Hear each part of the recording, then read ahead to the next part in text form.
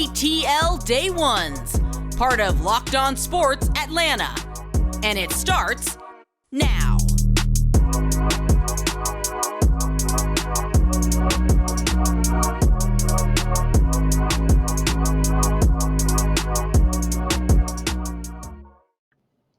Welcome into ATL Day Ones with Jarvis and Tenitra. We want to say thank you, as we always do, for making ATL Day Ones your first listen of the day. And remember, we are free and available wherever you download your podcast. And wherever you download your podcast, make sure you leave us a 5-star review. I was Googling to make sure y'all were leaving those 5-star reviews because anything less is unacceptable.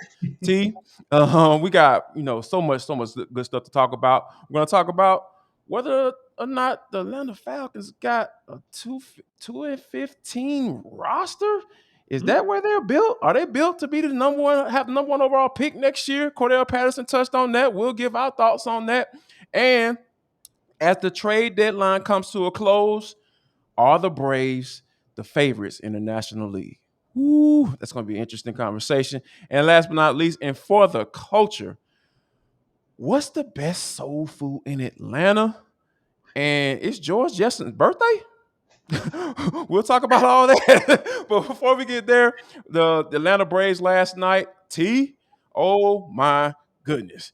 They absolutely spanked the Philadelphia Phillies like they should be spanked. And with the man, the myth, the legend, Spencer Strider on the mound, oh my God, I was excited last night just watching him work last night. I don't know about you, but that's kind of where my head was. I was just excited. And I know technically it was the second of the month, but I was feeling like it was the first of the month. Like he was signing checks and come on. Yeah, I was like feeling that, man. Like Spencer Strider was out there just reading the Phillies for filth. He literally said this last week after he read them for filth in Philadelphia. He said, hey, I don't care who is in the lineup, who's in the batter's box. I'm just going to do me. I'm going to do what I do best. And I'm just going to go for it. And so he read him for filth again, Rookie of the Month for July, of course, but also Jarvis, just not just the power, if you will, or the speed, if you will, but just switching the pitches on them and just showing that arsenal again and the poise on the mound. You know, he got tagged for 1 run in the second inning, and he didn't blink. So 13 strikeouts later, a 13-1 win later. Man, oh man, is it great to see what Spencer Strider is consistently able to do. And that on top of it, I know, like you said, we're going to deep dive into it, but that on top of what Alex Anthopoulos did at the trade deadline, you got to be happy that you got that guy heading into the back half of this season and the postseason. No doubt about it. And when you think about where they are and as far as what they're doing right now and the way they're playing and the way we talked about those bats getting going, we'll get a little bit more into that a little bit later on. But coming up, we got to talk about Cordarrelle Patterson and him talking about, 2-15. Of course, it's in reference to the USA Today report that came out not too long ago. Yes. We'll talk about whether or not the Falcons roster, the way it's currently constructed, is can they go 2-15? Is that even possible? But before we get there, tell them about BetOnline and where they can maybe put some little money on what that over under what that is for the Atlanta Falcons this year.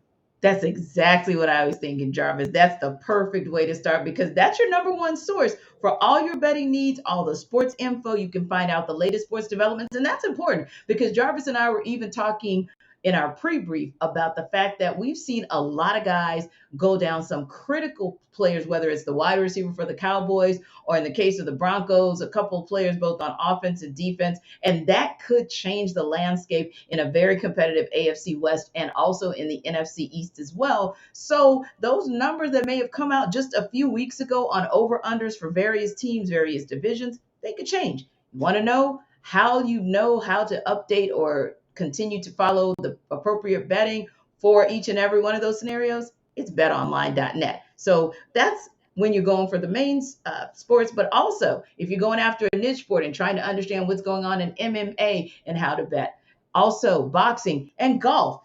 Jarvis, that world keeps turning topsy turvy based on what people are Yes. doing or golfers are doing or not doing with live golf. So, again, if you want that kind of information, it's really easy to go to that website. You can do it right from your mobile device to learn about the trends. And we keep up with those trends as well as sportscasters. But betonline.net, it is where the game starts. So, if you want to know what the true trends are real time, check out betonline.net. No doubt about it. And I want to read a quote from Cordarrelle Patterson, T. And it's exactly what he said. As long as we do better than 2-15, and not have the number one overall pick, we've done our job. And when you think about, and of course somebody followed up on that, and he was just kind of like, you don't really focus on that. Right. Those you hear the stuff, but it's on you whether or not you're going to believe it or not. But Mm-hmm. for him to bring it up unprompted, I think that the Falcons kind of understand that as some disrespect, right? Because Yeah. USA, like I mentioned before, USA Today projected them to go 2-15 and essentially have the number one overall pick. Mm-hmm. And just looking up and down this roster, now, of course, we can be objective. We've been covering this team for quite some time, and we kind of Mm-hmm. understand and get a good vibe so far as what's going on with this team. We know they have a lot of holes, but I don't know about you. I do not see this team only winning 2 games this year, especially since they won 7 last year Yeah. And that's what with I was this thinking. I was like, a worse roster, barring right. the I was like, quarterback. what? Right. I was trying to figure out once again, and you and I talked about an article a couple of weeks ago that kind of was in a similar vein, didn't quite go 2-15, but somewhere in that ballpark. And we were wondering how, Sway, because if you look at Right. the roster as currently constructed versus what it was last year, you hit the nail on the head. How do they regress that much? And that's not to say there may not be some regression. Maybe they hover around 6-11. Who knows? It could be that. It could be 5-12, or it could go up as well to be 8-9, or even 9-8. Let's just be honest. But 2-15, I think, is really very harsh, especially because when Dean Pease, the defensive coordinator, is saying that he's going to install 100% of his defense, which he could only install 60% last year. This is a guy who has been the architect of multiple defenses that have won Super Bowls. He has Mm-hmm. been the engine behind multiple Hall of Famers. So if he's saying that he can install his defense full and load that barrel fully, that tells me alone that the defense is going to be the orchestrator of getting this team more wins. Now, that's part one. Let me just give you a quick on part two, Jarvis. You and I don't typically go down this route. Day one, ATL day ones does not typically look at schedules and go, okay, win here, loss there, W there, L there. But when I look at this schedule, Jarvis, I do see way more than 2 wins. And I know they're going to start out, it's going to be difficult, right? They're going to start out with the Saints, and that's kind of a 50-50 ball. We know that for every single year. And then they've got the Rams. That's a tough one. Seahawks, that's a win. Browns, that's a toss up, but I'm just going to give it to them for kicks and giggles. And then they go to Tampa Bay. And again, they've played Tampa Bay tough the last couple of years. So if you get 2 wins, and I believe they can, out of those first 5 or 6 games, are you trying to tell me that then they're going to go 0-12 the rest of the way? Not buying it. Not buying it. Yeah, and that's the thing. Like, you got to really think about when you talk about what it is that Arthur Smith brings to the table. Like, he understands exactly how his roster is made, the makeup of his roster, and I think he called the play. No, not I think he called plays accordingly. He knew Mm-hmm. what he had to do in order to attempt to move the football and try to put points on the board last year, because he understood where his offensive line was. He understood where the running game was.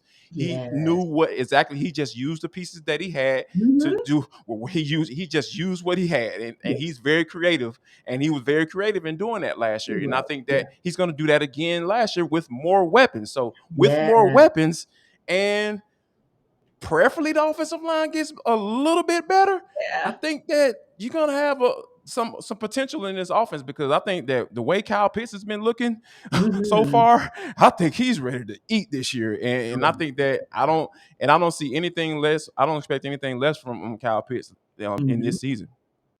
I agree, Jarvis. And even some of our early reports and our early observations on Drake London has our eyes kind of like, whoa. So go back to what you said about the offense. And if the O line just gets, come on, 5 degrees, 10 degrees, if they move the needle 5 degrees or 10 degrees, it's going to still be better than last year. And yes, they don't have Matt Ryan under center, but Marcus Mariota is serviceable. And if Desmond Ritter is even, I don't know, halfway or three quarters of the way as good as what we see, and then he ends up playing, I still think that could be positive, especially because if the offense can just keep the defense off the field just a little bit more, and then the defense is markedly better than they were last year, how, once again, can you convince me that they, on the back half, meaning the last 12 games, are going to go 0-12? Because that's what I'm seeing, Jarvis. When I'm Right. looking at the first 5 games of this season, I think at least 2 of them, maybe 3, are winnable. So again, I'm not seeing an Arthur Smith led team. And I love what you said about Arthur having more weapons